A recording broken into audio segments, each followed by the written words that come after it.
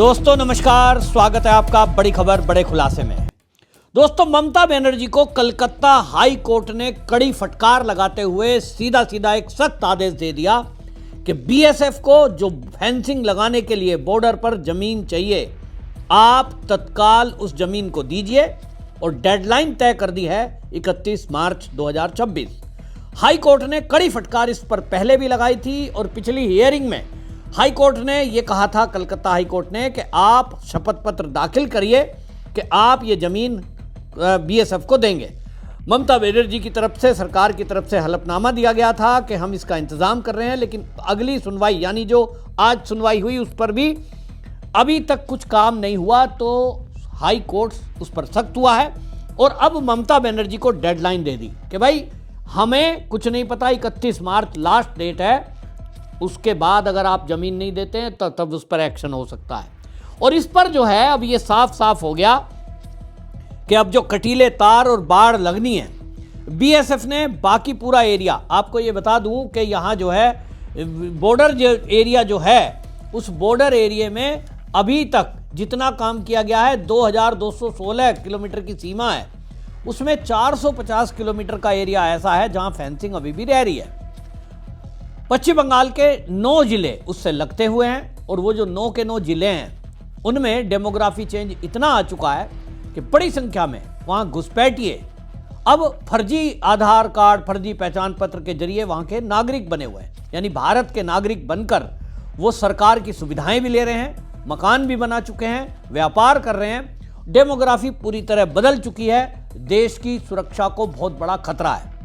और उस पर भी तुर्रा ये कि 2216 किलोमीटर की जो सीमा बांग्लादेश से लगती है, जिसमें पहाड़ भी है, नदी भी है, जंगल भी है, वो 450 किलोमीटर, सोच के देखिए आप कितना बड़ा एरिया होता है। मतलब आप अगर दिल्ली में रहते हैं तो दिल्ली से चंडीगढ़ की दूरी कुल 250 किलोमीटर है। 450 किलोमीटर में आप लुधियाना पहुंच जाएंगे पाकिस्तान बॉर्डर पे।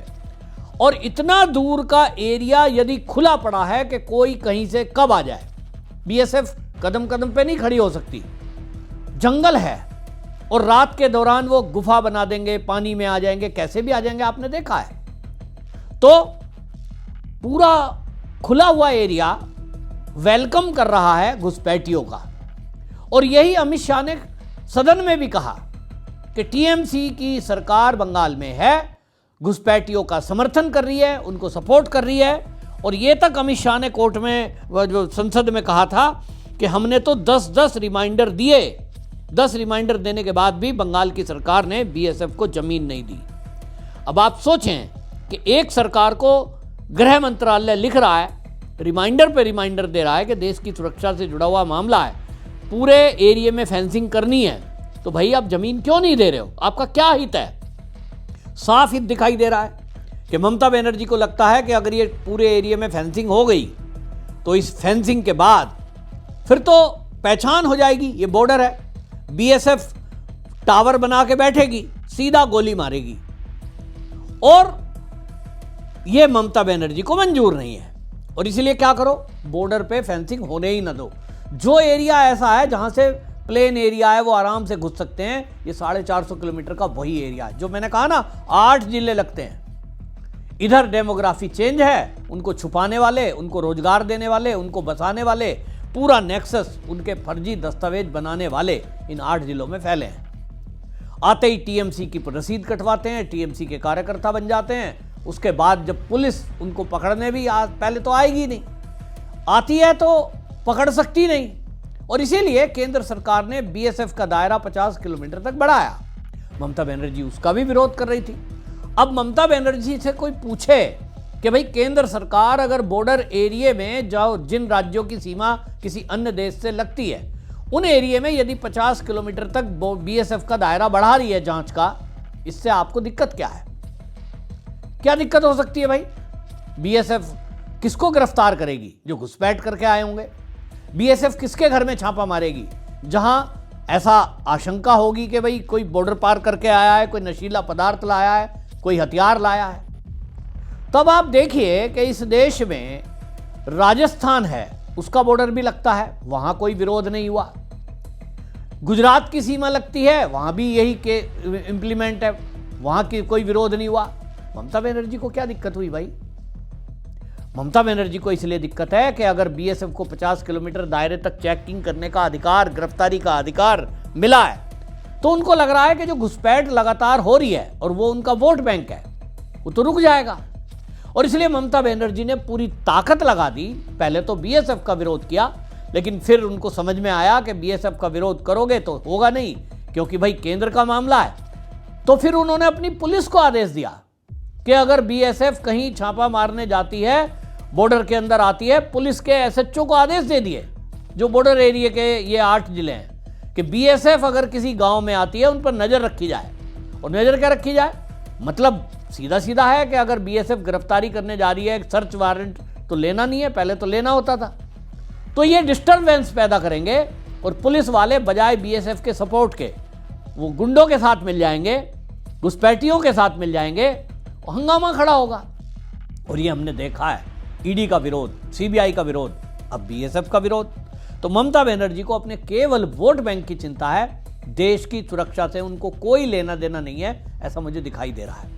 अब कुल मिलाकर के आपको बता दें कि इस मामले में घुसपैठ के अभी तक 2014 से लेकर 24 तक की बात बताऊं तो जो बीएसएफ के पास रजिस्टर्ड मामले हैं 7,528 ऐसी बार प्रयास घुसपैठ के हुए हैं, जिसमें पूरा ग्रुप का ग्रुप भारत में घुसने का प्रयास कर रहा था और बीएसएफ ने उन पर एक्शन लिया है।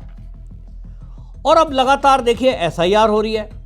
उसके बाद आपने देखा कि जब जैसे ही एसआईआर शुरू हुई, बड़ी संख्या में घुसपैठिए जो है अपने देश को वापस यानी बांग्लादेश को भागे, क्योंकि उनको लगा कि यदि कोई पकड़ में आ गया, दस्तावेज नहीं हुए, चेक होंगे, 2003 की सूची से मिलान होगा, तो निश्चित रूप से डिटेंशन सेंटर जाएंगे। और डिटेंशन सेंटर का हाल उनको पता है कि वहां क्या हालत होनी है। और अब ममता बनर्जी की लाख कोशिश थी कि एसआईआर को रुकवा दिया जाए। सुप्रीम कोर्ट में गई ममता बनर्जी, तो भी एक सवाल खड़ा होता है कि ममता बनर्जी को एसआईआर से क्या दिक्कत है भाई? अगर इस देश में घुसपैठियों का वोट काटा जा रहा है, क्या घुसपैठियों को इस देश में वोट डालने का अधिकार होना चाहिए? उत्तर है नहीं। तो क्या बंगाल के जो लोग रहने वाले हैं यानी पश्चिम बंगाल के, क्या उनका वोट काटा जा रहा है? उत्तर है नहीं। भाई बिहार में अभी चुनाव हुआ है, यूपी में एसआईआर चल रहा है, कहीं कोई विरोध नहीं है। तो ममता बनर्जी हर कदम पर वो काम का विरोध करेगी जो घुसपैठियों पर केंद्र का प्रहार हो। लेकिन अब हाई कोर्ट ने जो आदेश दिया है, इसके बाद तो ममता बनर्जी के पास कोई रास्ता बचा नहीं है और अब तो बीएसएफ को जमीन देनी ही पड़ेगी। और ये मार्च की डेडलाइन जो दे दी है, अब उसके बाद भी 2-3 महीने का समय और फेंसिंग लगाने में लगेगा। लेकिन ये निश्चित मानिए कि ममता बनर्जी को बहुत बड़ा ये झटका लगा है। और अभी एक झटका उनको एसआईआर ने दिया, दूसरा झटका अमित शाह ने दिया कि बीएसएफ को 50 किलोमीटर का दायरा दे दिया, और अब हाई कोर्ट ने जो आदेश दिया है, अब ये घुसपैठियों को भी सीधा सीधा एक तरह से संदेश है कि भाई अभी जाना हो तो चले जाओ, फेंसिंग हो जाएगी तो फिर बॉर्डर पार नहीं कर पाओगे और पकड़े जाओगे तो डिटेंशन सेंटर में जाओगे।